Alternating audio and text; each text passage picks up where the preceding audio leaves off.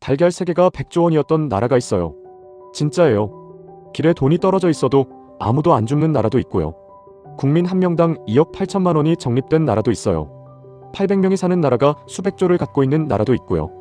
오늘은 돈을 둘러싼 전 세계의 충격적인 이야기들 가져왔어요. 다 듣고 나면 돈이 완전히 새롭게 보일 거예요. 자, 시작할게요. 첫 번째는 짐바브웨예요. 짐바브웨라는 나라 들어보셨어요? 아프리카에 있는 나라인데요. 이 나라에 실제로 100조짜리 지폐가 있었어요. 100조요? 숫자로 쓰면 1 뒤에 0이 14개예요. 근데 200조짜리 지폐로 살 수 있었던 게 뭔지 알아요? 달걀 3개였어요. 달걀 3개가 100조예요. 어떻게 이런 말도 안 되는 일이 생겼을까요? 짐바브웨는 원래 아프리카에서 손꼽히는 부유한 나라였어요. 1980년대까지만 해도 아프리카의 곡창지대라고 불릴 만큼 농업이 발달했어요. 옥수수 담배 면화를 대량으로 수출했고 주변 나라들보다 훨씬 잘 살았어요. 근데 2000년대 들어서 로버트 무가베 대통령이 엄청난 실수를 해요. 당시 짐바브웨 농지 대부분을 백인 농장주들이 갖고 있었어요. 무가베는 이게 식민지 시대의 불평등이라고 생각했어요. 그래서 백인 농장주들한테서 땅을 강제로 빼앗아서 흑인 농민들한테 나눠준 거예요. 취지는 이해가 가요. 근데 문제가 있었어요. 땅을 받은 농민들 대부분이 농업 경험이 전혀 없었어요. 농사를 어떻게 짓는지 몰랐던 거예요. 결과는 처참했어요. 식량 생산이 70% 이상 급감했어요. 경제가 무너지기 시작했어요. 외국 기업들도 다 도망갔어요. 실업률이 80%를 넘었어요. 국민 10명 중 8명이 백수인 거예요. 그러자 정부가 내린 해결책이 뭔지 알아요? 돈을 더 찍어내는 거예요. 돈이 없으면 더 만들면 되지 않은 거예요. 근데 돈을 많이 찍을수록 돈의 가치는 떨어져요. 이게 인플레이션이에요. 짐바브웨의 인플레이션은 상상을 초월했어요. 2008년 11월에는 물가 상승률이 무려 796억 %였어요. 796억 %요? 이게 어느 정도냐면요. 아침에 빵 한 개가 1,000원이었다가 저녁에 10억 원이 되는 거예요.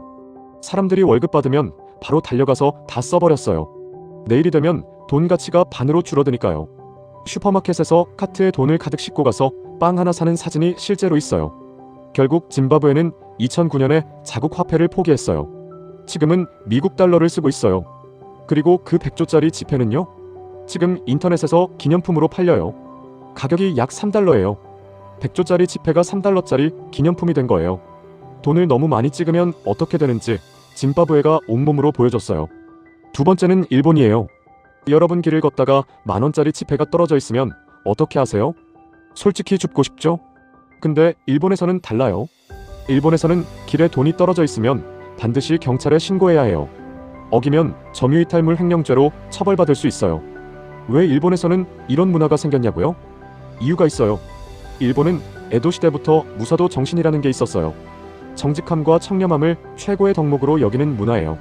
남의 것을 탐내는 건 수치스러운 일이라는 거예요. 이 문화가 수백 년에 걸쳐 일본 사회에 깊이 뿌리내린 거예요. 근데 단순히 문화 때문만은 아니에요. 일본은 집단주의 사회예요. 내가 속한 공동체가 잘 돌아가야 내가 잘 살 수 있다는 생각이 강해요. 내가 남의 돈을 훔치면 사회 전체의 신뢰가 무너진다는 거예요. 실제로 어느 정도냐면요. 2022년에 도쿄에서 경찰에 신고된 분실물 현금이 약 4,800억 원이었어요. 4,800억 원이요. 그 중에서 주인을 찾은 돈이 전체의 70% 이상이에요. 나머지는 신고한 사람한테 돌아가요. 일본 법에서는 습득한 돈의 5에서 20%를 신고자한테 줘요. 그러니까 솔직히 신고하는 게 이득이기도 해요. 근데 그것보다 일본 사람들한테는 남의 것을 탐내지 않는다는 문화가 더 강해요. 외국인들이 일본 여행 가서 가장 놀라는 것 중 하나가 이거예요. 지갑 잃어버렸는데 현금 그대로 돌아왔다는 거요. 실제로 일본 여행 커뮤니티에 이런 경험담이 엄청 많아요. 심지어 현금 50만 원이 든 지갑도 그대로 돌아온 사례가 있어요. 여러분이 일본에서 지갑을 잃어버린다면 찾을 수 있을 것 같아요? 세 번째는 예멘이에요. 예멘은 지금 전 세계에서 가장 심각한 인도주의적 위기를 겪고 있는 나라예요. 근데 예멘의 상황이 충격적인 이유가 있어요. 돈이 있어도 살 게 없어요. 가게에 물건이 없는 게 아니에요. 물건은 있어요. 근데 살 수가 없어요. 왜냐면 예멘 화폐 가치가 너무 떨어져서 아무도 예멘 돈을 안 받거든요. 어떻게 이렇게 됐냐고요? 예멘은 원래부터 중동에서 가장 가난한 나라 중 하나였어요. 석유도 별로 없고 물도 부족하고 농지도 적었어요. 그나마 버티고 있었는데 2015년에 내전이 터진 거예요. 예멘 정부군과 후티 반군 사이에 전쟁이 시작됐어요. 전쟁이 시작되면서 경제가 완전히 무너졌어요. 화폐 가치가 80% 이상 폭락했어요. 은행 시스템도 붕괴됐어요. 월급을 못 받은 공무원이 수백만 명이에요. 군인도 월급을 못 받았어요. 의사도 월급을 못 받았어요. 선생님도 월급을 못 받았어요. 근데 더 충격적인 건요. 예멘에는 지금 두 개의 정부가 있어요. 각각 다른 화폐를 발행하고 있어요. 그러니까 예멘 안에서도 지역마다 다른 돈을 써요. 어떤 지역에서 쓰는 돈이 다른 지역에서는 휴지 조각이에요. 지금 예멘 어린이 절반 이상이 영양실조 상태예요. 세계 식량 계획이 예멘을 세계 최악의 식량위기 국가로 꼽고 있어요. 돈의 가치가 사라지면 어떤 일이 일어나는지 예멘이 보여주고 있어요. 우리가 당연하게 생각하는 돈의 가치가 얼마나 소중한 건지 느껴지지 않나요? 네 번째는 노르웨이예요. 앞에서 힘든 이야기 많이 했으니까 이번엔 좋은 이야기 해드릴게요. 여러분 나라가 여러분 통장에 매달 돈을 넣어준다면 어떨 것 같아요? 노르웨이는 실제로 비슷한 일을 하고 있어요. 노르웨이에는 오일 펀드라는 게 있어요. 정식 명칭은 정부연 기금이에요. 어떻게 이게 생겼냐면요.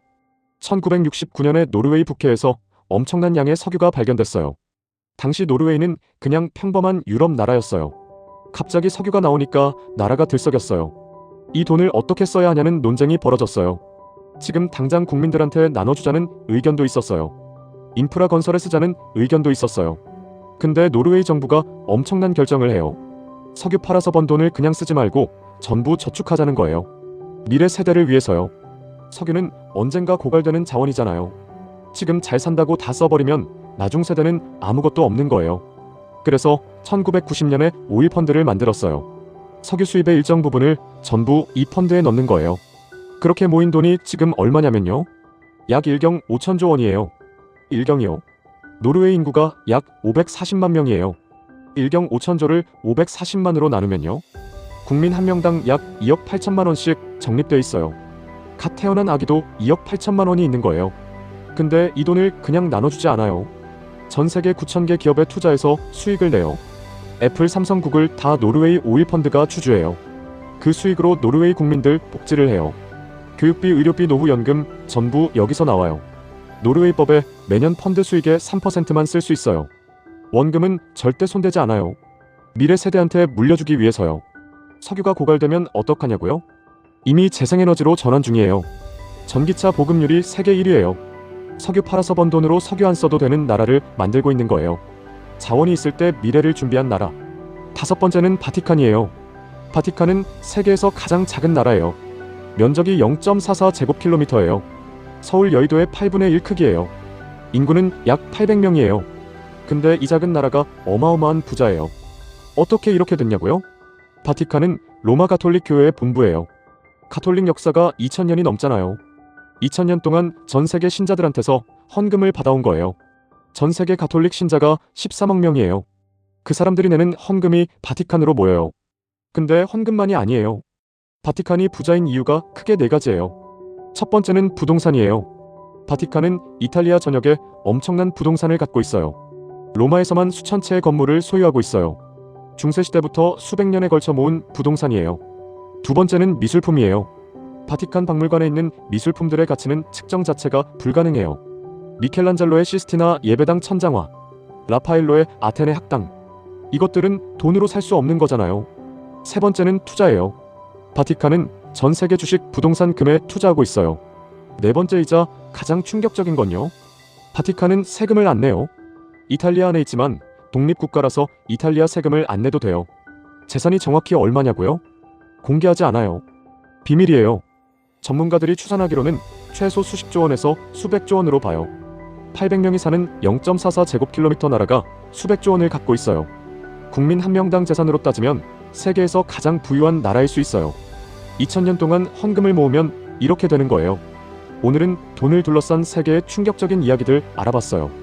달걀 3개가 100조였던 짐바브웨, 길에 떨어진 돈도 신고하는 일본, 돈이 있어도 살 게 없는 예멘, 국민 한 명당 2억 8천만 원이 적립된 노르웨이, 800명이 수백조를 가진 바티칸.